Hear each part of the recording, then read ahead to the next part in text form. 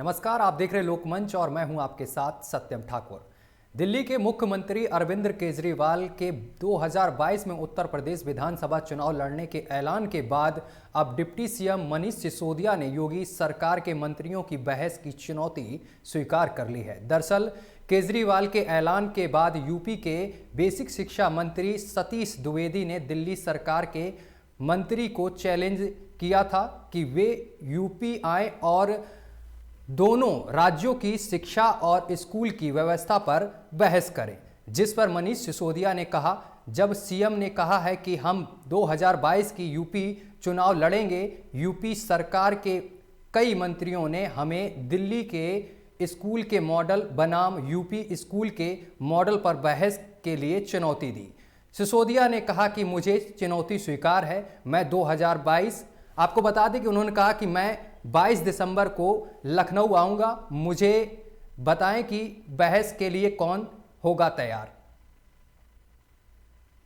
कल जब मुख्यमंत्री अरविंद केजरीवाल जी ने उत्तर प्रदेश में चुनाव लड़ने का ऐलान किया, विधानसभा चुनाव लड़ने का ऐलान किया, तो उत्तर प्रदेश सरकार के कई मंत्री अचानक सामने आए। अच्छी बात है कि उन्होंने स्कूल कॉलेजेस के बारे में बात की, उन्होंने अस्पतालों के बारे में बात की। पहली बार उनके मुंह से स्कूल शब्द सुनना अच्छा लगा, स्कूल की बात सुनना अच्छा लगा। उन्होंने बहस की चुनौती दी। उन्होंने कहा कि हम दिल्ली के स्कूल मॉडल पर बहस करने को तैयार हैं। दिल्ली का स्कूल मॉडल बनाम उत्तर प्रदेश का स्कूल मॉडल, इस पे बहस करने को तैयार हैं।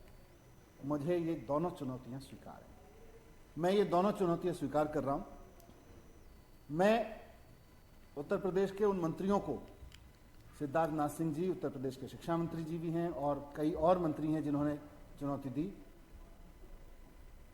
मैं उनको चुनौती देकर कहना चाहता हूं कि अब मैं बहस करने के लिए तैयार हूं, मैं आ रहा हूं। अगली खबर खुशीनगर से है, जहां पर बीजेपी ने शुरू किया है किसान सम्मेलन। किसान सम्मेलन आयोजित कर किसानों से करेंगे वार्ता। आपको बता दें कि कृषि बिल पर किसानों से सीधा संवाद करेगी बीजेपी।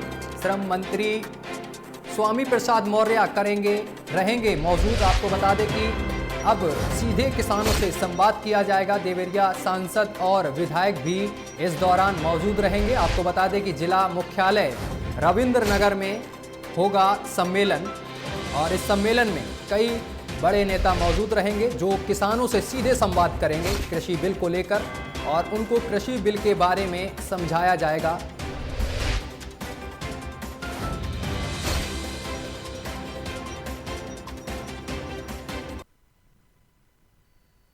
अल्पसंख्यक कल्याण मंत्री मोहसिन रजा ने ओवैसी के बयान पर पलटवार करते हुए जमकर हमला बोला है। कहा है कि ओवैसी की पार्टी देश में अराजकता फैला रही है। साथ ही उन्होंने आपको बता दें कि मोहसिन ने बसपा, आम आदमी पार्टी और अन्य दलों पर भी जमकर निशाना साधा है। क्या कुछ उन्होंने कहा है, आइए आपको सुनवाते हैं। सरकार के मंत्री मोहसिन रजा ने ओवैसी के बयान पर पलटवार किया है। हमारे साथ मौजूद हैं मोहसिन रजा जी, जिनसे बात करते हैं कि जो ओवैसी ने यूपी में चुनाव लड़ने की घोषणा की है, क्या लग रहा है, कितना फ़ायदा मिलेगा? देखिए, ये देश को बांटने वाले लोग हैं। इनकी प्रवृत्ति, इनके बुजुर्गों ने देश को बांटा है। ये तुष्टीकरण और संप्रदायवाद की राजनीति करने वाले लोग हैं। ओवैसी की पार्टी इत्तेहादुल मुस्लिमीन के नाम से बनी हुई पार्टी है। हम सबका साथ, सबका विकास और सबके विश्वास की नीति पर काम करने वाले लोग हैं। आदरणीय मोदी जी ने पूरे देश की 130 करोड़ जनता का विकास किया है, देश का विकास किया है। आदरणीय योगी जी ने 23 करोड़ जनता का विकास किया है, यहाँ जनता को सुरक्षा दी है, जनता के विकास और निर्माण के लिए काम किया है। और ये जो छोटे मंझोले दल हैं, ये तुष्टीकरण की राजनीति में अपना निजी स्वार्थ देख रहे हैं। और वैसी खास करके उन्होंने पार्टी ही अपनी जो बनाई है, उस पार्टी का नाम ही इत्तेहादुल मुस्लिमीन है। तो इत्तेहादुल भारतीय तो नहीं है ना, भारतीय एकता तो नहीं है इस पार्टी का नाम। ये खाली मुसलमान की एकता पर बनाई गई पार्टी है। और उसके साथ में ये छोटे दल ओम प्रकाश राजभर या और ओवैसी के साथ जाने वाले केजरीवाल या ममता बनर्जी या अखिलेश जी भी चले जाएं, तो ये अपने निजी स्वार्थ के लिए करने वाली राजनीति करते हैं ये लोग। इन्हें देश और प्रदेश की जनता से कोई लेना देना नहीं है। और ये साफ है कि ये फिर सारे लोग विकास की धुरी को रोकने के लिए अपनी एक वही देश तोड़ों की नीति पर काम करने वाले लोग, जो सीए के खिलाफ खड़े हुए, जो 370 हटाए जाने का विरोध कर रहे हैं, जो दंगे और फसाद कराते रहे हैं अपने अपने राज्यों में। और जब अभी आपने देखा सीए के दौरान दिल्ली में, उत्तर प्रदेश में किस तरह के दंगे हुए, उसमें कौन लोग शामिल थे, उस सबको यही लोग महिमा मंडित करते हैं। तो ऐसे लोगों अगर आ रहे हैं तो देश की और हमारे उत्तर प्रदेश की जनता इनको जवाब दे देगी। 2022 को ऐसा नहीं लगता कि आम आदमी पार्टी भी लगातार प्रदर्शन कर रही, ओवैसी भी आ गए और कांग्रेस भी, सपा भी सब घेरने की कोशिश कर रहे हैं, तो क्या लग रहा है कि क्या आगे होगा? देखिए, देश की जनता आदरणीय मोदी जी के ऊपर और भारतीय जनता पार्टी पर विश्वास कर रही है। लगातार जिस तरह की बहुमत आई है, और उत्तर प्रदेश में आदरणीय योगी जी के ऊपर अटूट विश्वास है उत्तर प्रदेश की जनता का। जिस तरह से उन्होंने कोरोना काल में हमारे प्रदेश को आगे बढ़ाया, प्रदेश के लोगों को सुरक्षित रखा, उनको राशन भी पहुंचाया, लॉकडाउन के दौरान जिस तरह से काम हुआ आप सबने देखे हैं। तो ये जो देश विरोधी शक्तियां हैं, इनका कोई अपना एजेंडा नहीं है। इनका एजेंडा सिर्फ ये है कि निजी स्वार्थ के लिए ये सब एक होना चाहते हैं, और जो सबका साथ सबका विकास और सबके विश्वास की नीति पर प्रदेश और देश को आगे बढ़ा रही पार्टी है। ये हमारे नेताओं के खिलाफ जिस तरह के बयान देते हैं, इससे ये साफ है कि ये इसके विरोध में ही जाते हैं कि एकता ना रहे, यहाँ पर अखंडता हो जाए, खंड खंड भारत के टुकड़े करने वाले लोगों के साथ जाने वाले लोग हैं। तो ऐसे लोगों के साथ देश की और प्रदेश की जनता जाने वाली नहीं। जी बिल्कुल, मंत्री मोहसिन रजा का दावा है कि आम आदमी पार्टी हो, ओवैसी की पार्टी हो या अन्य दल हो, जो लगातार लोगों को गुमराह कर रहे हैं, आने वाले दिनों में इन्हें कोई फ़ायदा नहीं होगा चुनाव में, और इनकी सुपड़ा भी साफ हो जाएगा। उत्तर प्रदेश के मेरठ में पुलिस और एसओजी की टीम की देर रात बदमाशों के साथ मुठभेड़ हो गई। बता दें कि कोतवाली क्षेत्र के गोला कुआं के पास मुठभेड़ में 2 बदमाशों के पैर में गोली लगी है। साथ ही बता दें कि बीते दिनों बदमाशों ने सराफा व्यापारी से सोने की लूट की थी। पुलिस ने बदमाशों से लूटे गए आभूषण बरामद किए हैं। वहीं पुलिस ने घायल बदमाश को अस्पताल में भर्ती करा दिया है और आगे की कार्रवाई में जुट गई है। द्वारा आत्मरक्षा की गई कार्रवाई में 2 बदमाशों को गोली लगी, जिसमें वो घायल हुए, जिनको तत्काल इलाज के लिए जिला चिकित्सालय भेजा गया। दोनों बदमाशों के नाम क्रमशः राशिद और इरफान हैं। ये दोनों बदमाश हापुड़ के रहने वाले हैं। दोनों बदमाशों पर लगभग 1-1 दर्जन अभियोग लूट आदि के पंजीकृत हैं, जो विभिन्न जनपदों में पंजीकृत हैं। इन बदमाशों से बाइक, लूटे हुए जेवरात जिस बैग में रखे हुए थे वो बैग बरामद हुआ है। साथ ही इन बदमाशों से 2 नाजायज तमंचे, भारी संख्या में खोखा और जिंदा कारतूस बरामद हुए हैं। बदमाशों के द्वारा घटना में संलिप्त और भी बदमाशों को सूचना दी गई है, जिनके लिए टीम गठित करके तत्काल लगा दिया गया है, और पूरा प्रयास किया जा रहा है कि उन बदमाशों को भी जल्दी अकाउंट फॉर किया जाए, उनकी भी जल्दी अरेस्टिंग किया जाए। और इस संदर्भ में समस्त कार्रवाई नियमानुसार। इसी बीच बरेली से बड़ी खबर आ रही है। हम आपको बता दें कि सीएम योगी आदित्यनाथ कल बरेली के दौरे पर रहेंगे। बड़ी खबर आपको बता रहे हैं, कल 12 बजे कार्यक्रम में शामिल होंगे सीएम योगी आदित्यनाथ। किसान सम्मेलन कार्यक्रम में सीएम योगी आदित्यनाथ शिरकत करेंगे। बड़ी खबर इस वक्त की, कल सीएम योगी आदित्यनाथ बरेली के दौरे पर रहेंगे। किसान सम्मेलन कार्यक्रम में शामिल होंगे CM Yogi Adityanath. DM, SSP और आईजी ने कार्यक्रम स्थल का लिया है जायजा। इस वक्त की बड़ी और अहम खबर हम आपको बता रहे हैं, किसानों कृषि कानून को लेकर खुले मंच पर सीएम योगी करेंगे संवाद। किसानों से कल सीएम योगी संवाद करेंगे। और कल आपको बता दें कि बरेली के दौरे पर सीएम योगी आदित्यनाथ हैं।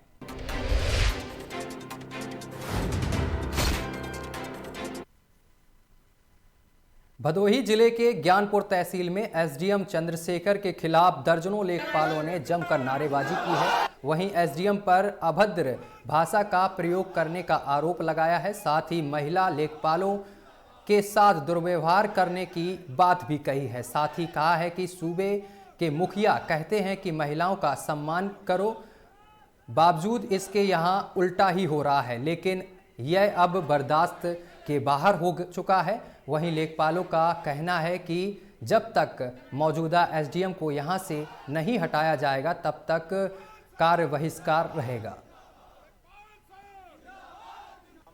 कि आए दिन जो है एसडीएम की तानाशाही से हम लोग परेशान हो गए हैं। कुछ न कुछ जो है अपशब्द उल्टा सीधा बोलते रहते हैं। अभी हमारे बिलाल भाई को उस दिन परसों था उल्टा सीधा बोले, अपशब्द बोले जो है। और आज जो है इंदू तिवारी हमारे लेखपाल हैं, मीटिंग पहुंचते ही इनको जो है उल्टा सीधा बोलना शुरू किन मामलों में? अनावश्यक की कोई बात रही होगी या कोई काम दिए नहीं है कि शुरू कर दिए बोलना कि तमीज सीखो, ये सीखो, वो सीखो। दुनिया भर का जो है तमाशा जो है बोलने लगे इस ढंग से जो है। मैं आओ बार बार हर मीटिंग में सर ये कहते हैं कि मैं ज्ञान प्रकाश नहीं हूँ, मैं ज्ञान प्रकाश नहीं हूँ। अब सर आप अधिकारी हैं, वो अधिकारी हैं, हमसे उनसे क्या लेना देना है? जो रहेगा हम काम करेंगे। हमको इसी बीच लखनऊ से बड़ी खबर निकलकर सामने आ रही है। आपको बता दें कि पहले चरण के कोरोना टीकाकरण की तैयारी पूरी कर ली गई है। पहले चरण में 4,85,00,000 लोगों को लगाया जाएगा वैक्सीन। बड़ी खबर हम आपको बता रहे हैं, जहां पर पहले चरण की तैयारी पूरी कर ली गई है। हेल्थ केयर वर्कर और फ्रंट लाइन वर्करों को लगेगा टीका। पहले चरण में 7,65,000 हेल्थ वर्कर को लगेगा टीका। 22,30,000 फ्रंट लाइन वर्करों को लगाया जाएगा वैक्सीन। बड़ी खबर हम आपको बता रहे हैं, जहां पर पहले चरण की तैयारियां पूरी कर ली गई हैं वैक्सीन को लेकर।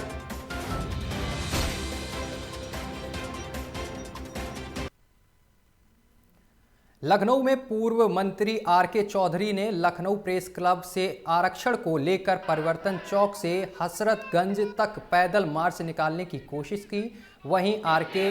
चौधरी ने बीजेपी पर जमकर निशाना साधा है। उन्होंने कहा है बीजेपी पिछड़े जाति के लोगों को आगे बढ़ने नहीं दे रही है। और क्या कुछ उन्होंने कहा है, आइए हम आपको सुनवाते हैं। तो हमारे भी भूतपूर्व मंत्री आर.के. चौधरी जी मौजूद हैं। आज वो आरक्षण को लेकर एक जुलूस पुनमा निकालने जा रहे हैं, जो परिवर्तन चौक से हजरतगंज होते हुआ जाएगा। आइए जानते हैं कि क्या इस आरक्षण के ऊपर जो बिल लेके आ रहे हैं, आरक्षण की जो बात कर रहे हैं, उस पर क्या कहना है आपका, आर.के. चौधरी भूतपूर्व मंत्री साहब।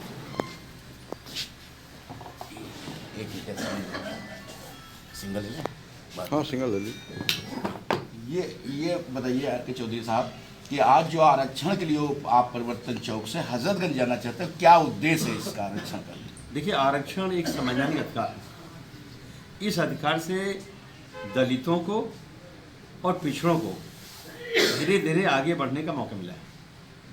बाबा साहब डॉक्टर अम्बेडकर ने संविधान बनाया, उनकी सोच थी अगर ये मौका रहा तो दलित और पिछड़े जो हजारों साल सताए हैं, ये आगे बढ़ते बढ़ते बढ़ते बढ़ते आने वाले दिनों में उच्च वर्ग के बराबर हो जाएंगे। लेकिन बीजेपी सरकार गलत कर रही है, और बीजेपी सरकार की गलत दलीली के नाते कोर्ट में गलत दलील पेश किया, घटिया दलील पेश किया। उसके आधार पे माननीय सुप्रीम कोर्ट को एक फैसला करना पड़ा। कोर्ट ने कहा है कि आरक्षण कोई आपका मौलिक अधिकार नहीं है, सरकार आरक्षण देने के लिए बाध्य नहीं है। अब अगर बीजेपी इस तरह फैसले कराएगी तो निश्चित तौर पे पूरे देश में गलत संदेश गया।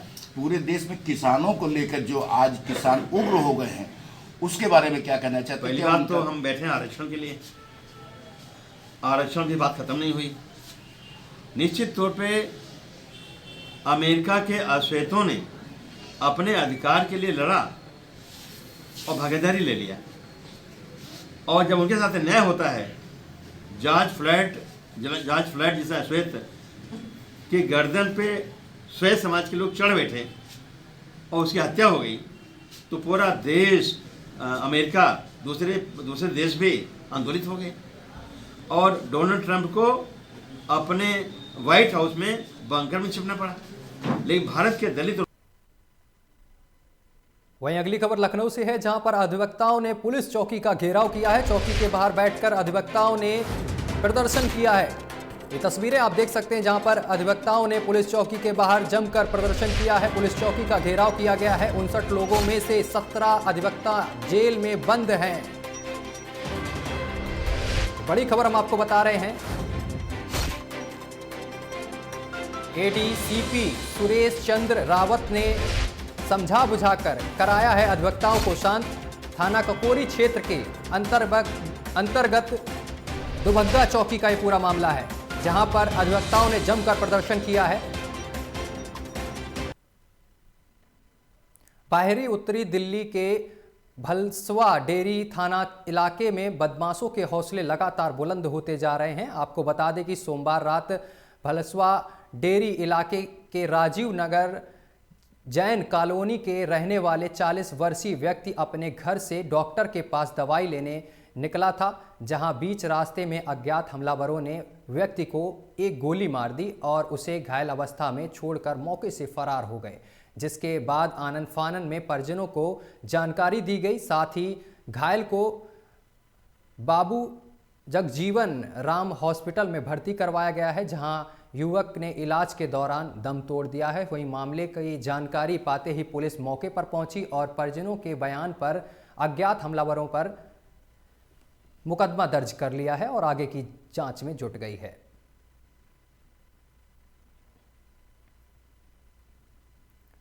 लखनऊ में प्रदेश भर से आए खेत आपको बता दें कि खेल प्रशिक्षक भूख हड़ताल पर बैठे हैं। आपको बता दें कि खेल प्रशिक्षक केडी सिंह बाबू स्टेडियम के बाहर बैठे हैं और वहीं प्रशिक्षकों का आरोप है कि पिछले 9 महीने से सैलरी नहीं मिली है। साथ ही कहा है कि 450 शिक्षकों का 1 अप्रैल को रिन्यूअल होना था, वे भी नहीं हुआ है, जिसके बाद प्रशिक्षकों ने सुनवाई नहीं होने तक अनशन की चेतावनी दी है। साथ ही प्रशिक्षकों ने खेल मंत्री और मुख्यमंत्री से न्याय की गुहार लगाई है। हम लोगों को जितने भी उत्तर प्रदेश में लगभग 450 अंशकालिक कोच हैं। 25 मार्च में लॉकडाउन के दौरान हमें नौकरी से हटा दिया गया। 9 महीने हो गए, ना हमें कोई सैलरी दी गई है, ना हमारा रिन्यूअल किया गया है, जबकि ऑटो रिन्यूअल होना था। 1 अप्रैल से स्वतः रिन्यूअल होना था, वो भी नहीं हुआ।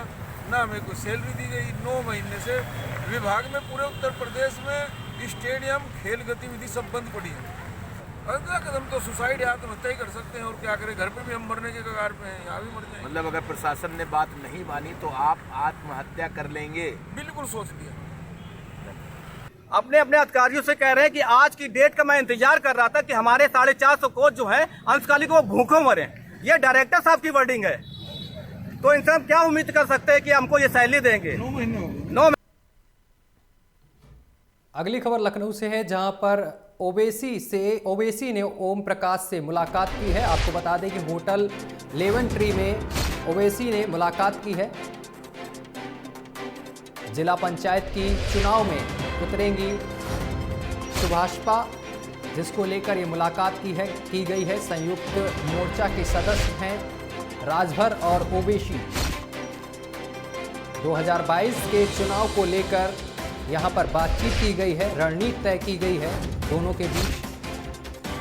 ये तस्वीरें आप देख सकते हैं, राजभर और ओवैसी एक दूसरे को गले लगाकर मिलते नजर आ रहे हैं और चुनाव को लेकर बातचीत की गई है।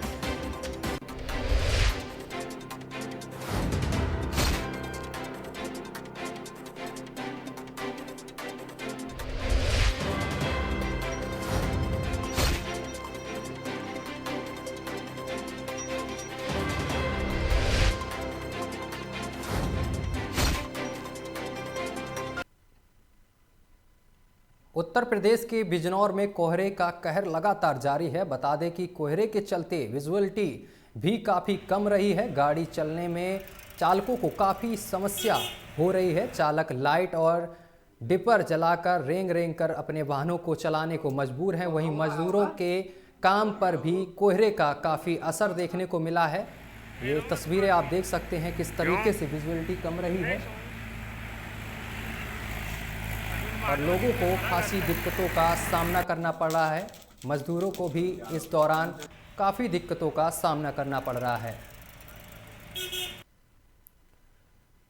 कांग्रेस ने विजय दिवस मनाया। साथ ही सन 1971 के युद्ध में अपनी अहम भूमिका निभाने वाले शहीद सैनिकों के परिवारों को कांग्रेस ने मुख्यालय में सम्मानित किया है। वहीं पूर्व प्रधानमंत्री इंदिरा गांधी को विजय दिवस के अवसर पर याद किया गया है। वहीं विजय दिवस कार्यक्रम में उत्तर प्रदेश कांग्रेस प्रदेश अध्यक्ष अजय कुमार लालू और आपको बता दें कि आराधना मिश्रा और कई बड़े नेता मौजूद रहे हैं। कांग्रेस पार्टी नहीं मना रही है, पूरा देश मना रहा है। मैं मानती हूँ कि 1971 की जो युद्ध हुआ था उसमें आदरणीय हमारी प्रथम महिला प्रधानमंत्री इंदिरा जी के नेतृत्व में उस युद्ध ने भारत देश की एक पहचान पूरे विश्व में बनाई थी। और जिस तरह से 14 दिन के युद्ध में मजबूर कर दिया था हमारी भारतीय सेना ने और कुशल नेतृत्व प्रधानमंत्री श्रीमती इंदिरा गांधी जी ने कि 14 दिन के अंदर पाकिस्तान की सेनाओं को घुटने टेकने